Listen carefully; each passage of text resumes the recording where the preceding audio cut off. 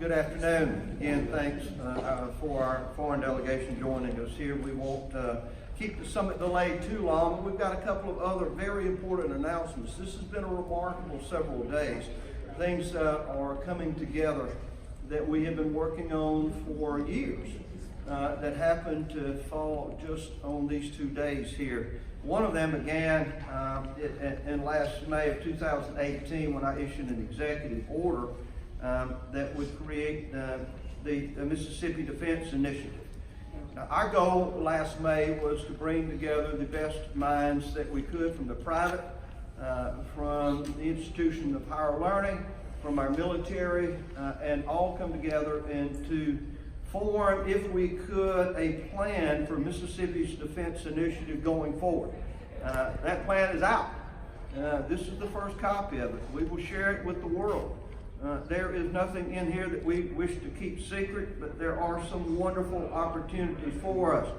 To give you an example, in the state of Mississippi in 2016, defense spending was $4.7 billion. $4.7 billion. That's nearly the annual budget for the Mississippi legislature.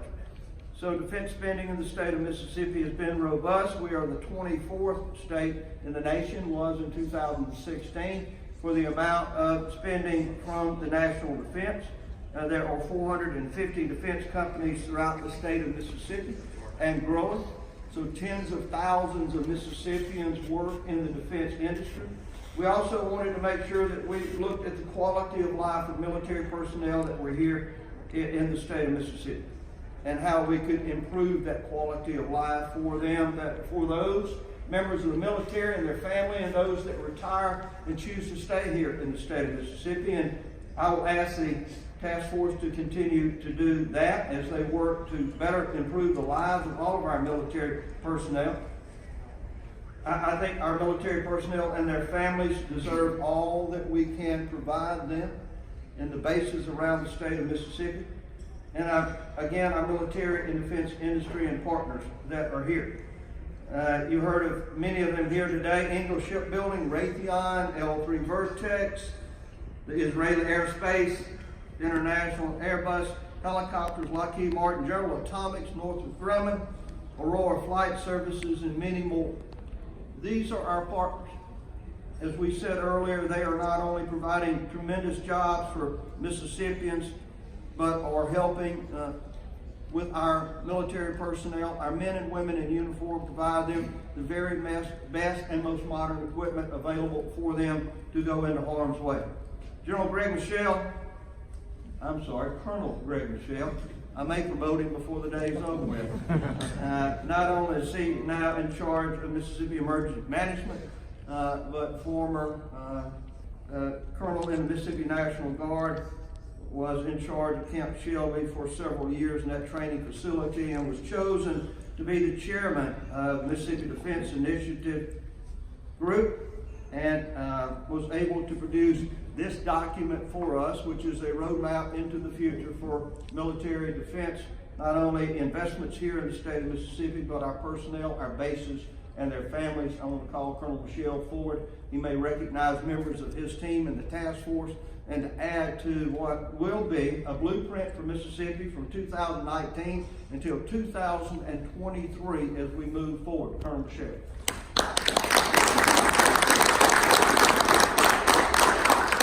I appreciate it. If you will, I know that there are a few members of the task force in the room. If you would please join me here at the podium, because this was in fact a team effort. As a governor, y'all go ahead, don't be shy. Come on, sir. You were part of it? Absolutely.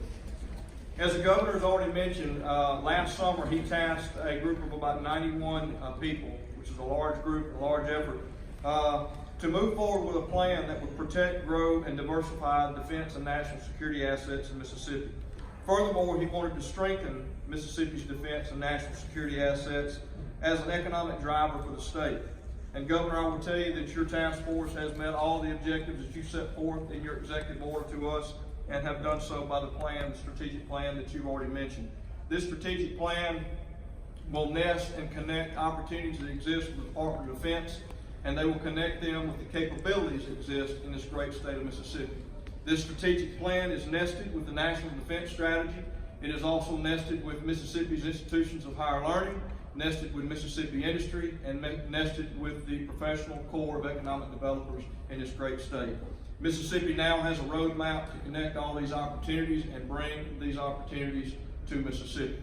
Governor, I'm very proud of this task force and what we've done. Thank you for the opportunity that you gave me to lead this. This has been a Herculean group of people that have been on this task force, and all of you so much. I appreciate all of your efforts. Thank you.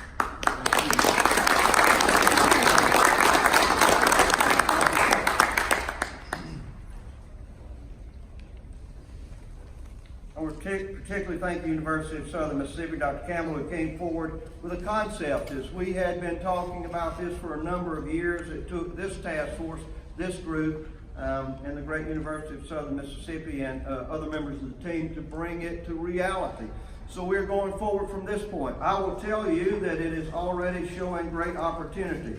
One of our partners will also announce, I will also announce today that one of our partners, General Atomics, will be expanding again in Shannon, Mississippi. This is the 11th expansion in the last 13 years.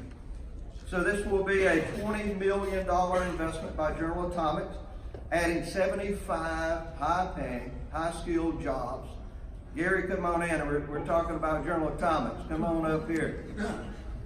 General Atomics Electromagnetic Systems Group is expanding. Again, their 11th time in 13 years in Shannon, Mississippi. The expansion supports the demands for the airborne, maritime, and land military laser capability. So as we talk about advanced defense systems in Mississippi and across the globe, there are none more important than the expansion that will be taking place there in Shannon, Mississippi. And Gary, I want to thank you and General Atomics, Scott Fortner, Neil and Lyndon Blue, and all of the team at GA for trusting in us some 13 years ago. Now seeing that we have 150, 60 employees now there at the GA facility in Shannon, Mississippi, and growing with the Raptor, the Predator drone, the EMAL system, electronic magnetic propulsion system for the Gerald Ford carrier, and now the new laser systems that will be developed and will be utilized by our men and women in the future, all because of the hard work of General Atomics. Gary, appreciate you.